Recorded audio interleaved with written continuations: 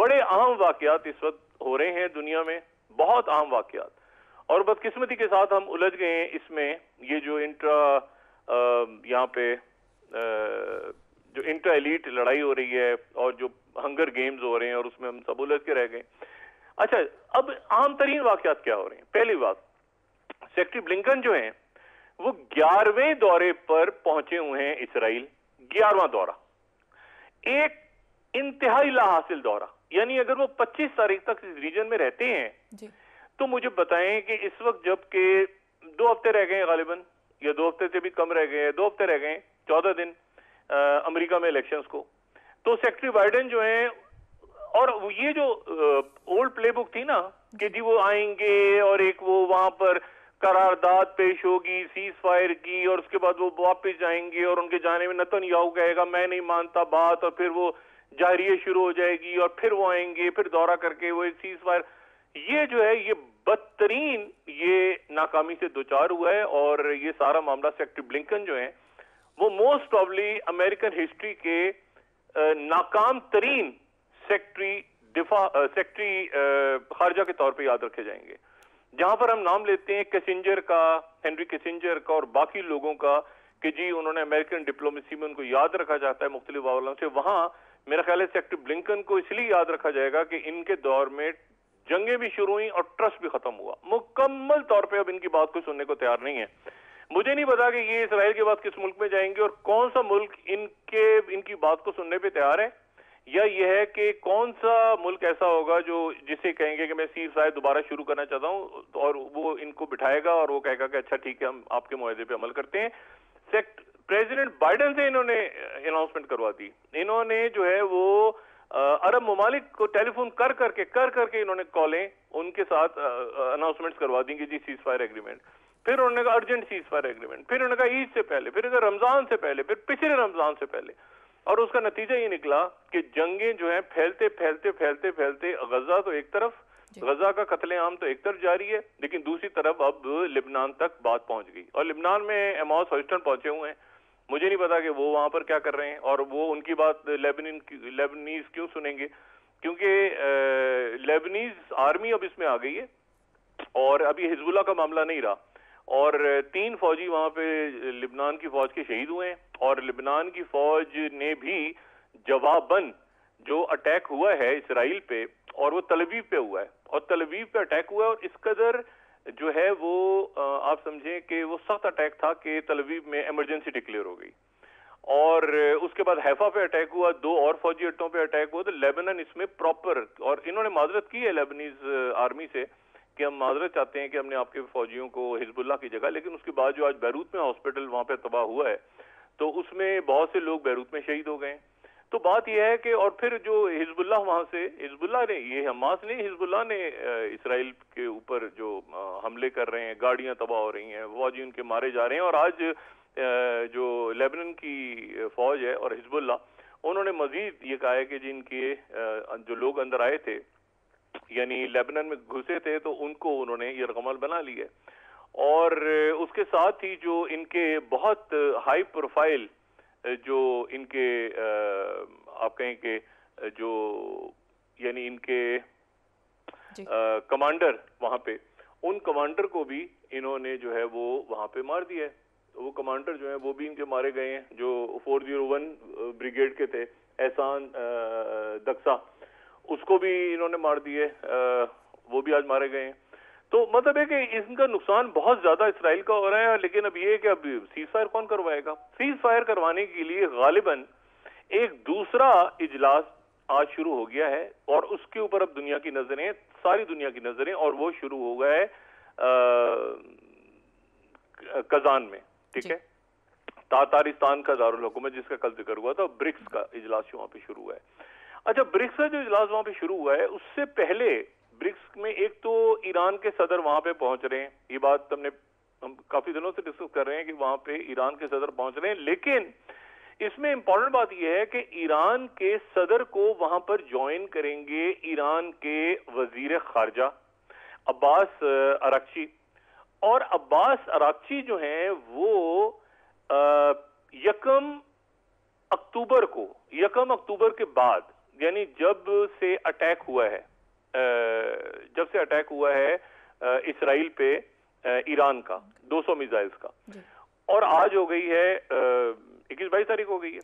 تو بات یہ ہے کہ اب اس میں اسرائیل نے جواب نہیں دیا، اور اس دوران جو عباس اکرم جی ہیں وہ سعودی عربیہ، قطر، اس کے بعد مصر، اس کے بعد اردن، اس کے بعد وہ جو ہے وہ کئی ملکوں کو کرتے ترکی، اور پھر پچھلے 24 گھنٹوں میں وہ انہوں نے دورہ کیا ہے کویت کا، اور انہوں نے دورہ کیا ہے بحرین کا، اور دونوں ملکوں کے، کویت کے تو انہوں نے جو ولی عہد ہیں ان سے اور وزیر خارجہ سے ملاقات کی ہے، اور بحرین میں انہوں نے وہاں پہ جو بادشاہ ہیں ان سے ملاقات کی ہے، یعنی کویت اور بحرین کا بھی دورہ انہوں نے مکمل کر کے، اور ان تمام ملکوں کا دورہ، تمام علاقے کے ملکوں کو دورہ کرنے کے بعد اب وہ پریزیڈنٹ کو اپنے جوائن کریں گے وہ برک سمٹ میں جو کہ کزان میں ہو رہی ہے۔ اچھا، اب اس میں سارا ایشو یہ ہے کہ جو وہاں پر یعنی جو انہوں نے میسج کنوے کیا ہے، یعنی ایران کی طرف سے جو میسج کنوے ہوا ہے، وہ میسج یہ ہے نمبر 1 کہ اگر اسرائیل ہمارے اوپر حملہ کرتا ہے تو ہم اسرائیل کو اسی طرح سے جواب دیں گے، اگر ہمارے نیوکلیئر ایسٹس کے یہاں پہ نیوکلیئر ان کی فیسلٹیز ہے وہاں اٹیک ہوتا ہے تو ہم اسرائیل کی نیوکلیئر فیسلٹیز کو نشانہ بنائیں گے، اگر اٹیک ہوتا ہے ہمارے آئل انفراسٹرکچر پہ تو ہم آئل انفراسٹرکچر پہ، اور اگر امریکہ اٹیک کرتا ہے تو اس ریجن میں جہاں جہاں امریکہ کی بیسز ہیں وہاں ان کو ہٹ کریں گے۔ تو اب یہ ان کا ایران کی طرف سے بات کی جا رہی ہے کہ جی تمام ملکوں نے یہ کہا ہے، خطے کے ملکوں نے، کہ ہم اپنی جو بیسز ہیں وہ ایران پہ اٹیک کرنے کے لیے استعمال کرنے کی اجازت نہیں دیں گے کسی بھی ملک کو، امریکہ کو خاص طور پہ نہیں دیں گے کہ وہ امریکن ایئر بیسز کو استعمال کریں۔ اب معاملہ یہاں تک چلا گیا، یہ تھا کہ وہاں پر جب پریزیڈنٹ بائیڈن کا جو سیز فائر پلان تھا اس کے اوپر یہ عمل درآمد ہوتا، لیکن یا تو پریزیڈنٹ بائیڈن سرنڈر کر گئے یا کیا ہوا، اب یہ تو ایک تاریخ میں لکھا جائے گا معاملہ، لیکن وہ یہ ہے کہ معاملات جو ہیں وہ ان کے ہاتھ سے اب نکل گئے ہیں، اور ان کو ظاہر ہے کہ ایک آنیسٹ بروکر کے طور پہ کوئی بھی نہیں لے رہا۔ اب لوگ دیکھ رہے ہیں کہ بھئی وہاں جو معاملات ہیں وہاں پر بھی ظاہر ہے اب الیکشن کی طرف معاملہ چلا گیا، اور انٹرسٹنگ بات یہ ہے کہ پہلی دفعہ جو ٹرمپ ہیں وہ ایک پول میں بھی دیکھ رہا تھا کچھ دیر پہلے، تو 54 پہ وہ تھے، 54 پہ چلے گئے تھے، کیمل ہیرس ان سے پیچھے تھیں، تو لوگ اب دیکھ رہے ہیں کہ وہاں ٹرمپ آ جاتے ہیں تو کیا تبدیلی آتی ہے اور کیا تبدیلی نہیں آتی۔ تو یہ ایک آپ اس طرح سے سمجھیں گا۔ اچھا، حیفا کو بھی ہٹ کی ہے، حیفا کی جو نیول بیس ہے اس کو بھی آج حزب اللہ، جب میں حزب اللہ کہہ رہا ہوں تو آپ اس میں اب لیبنیز آرمی کو بھی ملا لیں، ٹھیک ہے نا، لیبنن کی اپنی آرمی، اور جو انہوں نے وہاں پہ لوگ ابھی جو جاں بحق ہوئے ہیں وہ لیبنیز آرمی کے، وہ جو ہیں اس میں دروز ہیں، دروز کو بھی انہوں نے ہٹ کر دی ہے، دروز بھی اس میں جاں بحق ہو گئے ہیں لیبنن کے آرمی کے، اور باقی لوگ بھی سارے۔ اور وہاں پہ میں نے آپ سے پہلے بھی بات کی تھی کہ طائف ایگریمنٹ کے بعد یہ جو سیکٹیرین اور جو مسلمانوں کا اور کرسچنز کا، اور یہ سارے بڑے پیار محبت سے سب رہتے تھے، تو وہ جو ہے وہ اب جو انہوں نے نشانہ بنا رہے ہیں مختلف بلڈنگز کو، تو اس میں دروز بھی جا رہے ہیں، اس میں کرسچن کمیونٹی بھی انوالو ہے، اس میں سب جو ہیں وہ ایک ایک کر کے وہاں پہ سب اکٹھے بھی ہو رہے ہیں اور وہ دفاع بھی کر رہے ہیں ملک کا۔ تو اب ایموز ہیوسٹن کی بات بھی کوئی سننے کو تیار نہیں، اور نہ ہی سیکٹری بلنکن، میرا خیال سے مجھے نہیں پتا کہ اب یہ اسرائیل کے بعد کس ملک میں جاتے ہیں اور کون سے ملک میں کیا بات کرتے ہیں۔ ایون ایجپٹ میں جاتے ہیں تو ایجپٹ کہے گا کہ بھائی آپ نے 50 دفعہ تو ہم سے بات کی ہے کہ جی ہم سیز فائر کروا رہے ہیں، اور یہ فلادلفی کوریڈور اور یہ اور وہ، اور یہاں مذاکرات ہوتے رہے ہیں اور حماس بھی تیار، تو آپ نے اس کے بعد کیا کیا؟ تو اب دیکھتے ہیں کہ سیکٹری بلنکن کا یہ جو کیا وہ بالکل ایک فیلڈ سیکٹری فارن سیکٹری کے طور پہ یا کوئی سکسیس حاصل کرتے ہیں، یا ان کی ڈپلومیسی اب بھی اس وقت بھی کوئی کام کر سکتی ہے۔ دوسری جو میں نے بات کی تھی، اس کے بالکل پیرلل ایک متبادل ایک دوسری دنیا جنم لے رہی ہے، اور وہ دنیا جو ہے وہ تاتارستان کے دارالحکومت جو ہے وہ کازان میں، جہاں پہ برکسی سمٹ شروع ہو گئی ہے، وہاں پہ شی جن پنگ پہنچ گئے ہیں، اور شی جن پنگ کی جو ہے چائنا کے پریمیئر شی جن پنگ کی کچھ دیر پہلے بڑی ڈیٹیل میٹنگ ہوئی ہے، سائیڈ لائن میٹنگ، اور وہ ہوئی ہے ان کی ملاقات پریزیڈنٹ پیوٹن سے۔ دوسری جو سائیڈ لائن ملاقات ہوئی ہے، بہت ڈیٹیلڈ ملاقات، وہ ہوئی ہے پریزیڈنٹ پیوٹن اور انڈین پرائم منسٹر مودی کے درمیان۔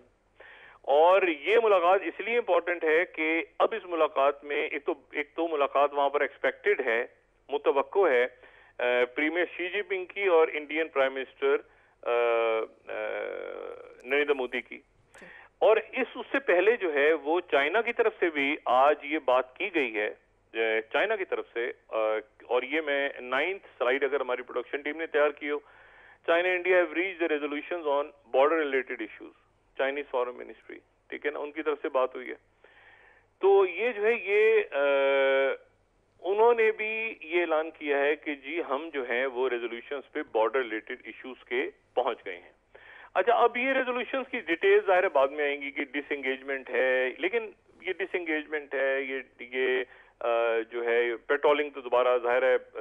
2020 کے اس پہ شروع ہو گئی، باقی معاملات جو ہیں وہ ظاہر ہے ان کی ٹاکس ہوں گی، ان کی مذاکرات ہوں گے، باقی معاملات ہوں گے وہ، لیکن وہ جو ایک ایکسکلیشن تھی بہت زیادہ، وہ ایکسکلیشن سے ڈی ایکسکلیشن کی طرف معاملہ چلا گیا، کیونکہ پہلے جو ہے وہ اگست میں جو وانگ ای سے ملاقات انڈین فارن منسٹر کی ہوئی، اور پھر اس کے بعد جو ہے وہ اجیت ڈوول جو این ایس ہیں ان کی ہوئی، تو اس کے بعد پھر یہ معاملات طے ہو گئے تھے.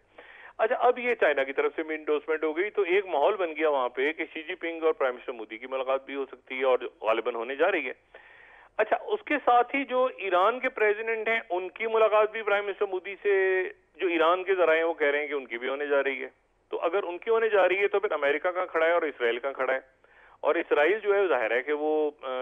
جو انڈین گورنمنٹ ہے وہ ایک اسٹانس لے کے کھڑی تھی اسرائیل کے ساتھ، اب ان سے ملنے جا رہے ہیں ایران کے پریزیڈنٹ. ایران اور اسرائیل اس وقت اور امریکہ اس وقت بالکل دو اپوزٹ پولز پہ ہیں. تو اب یہ بات بڑی امپورٹنٹ ہے کہ وہاں پر چائنا اور رشیا،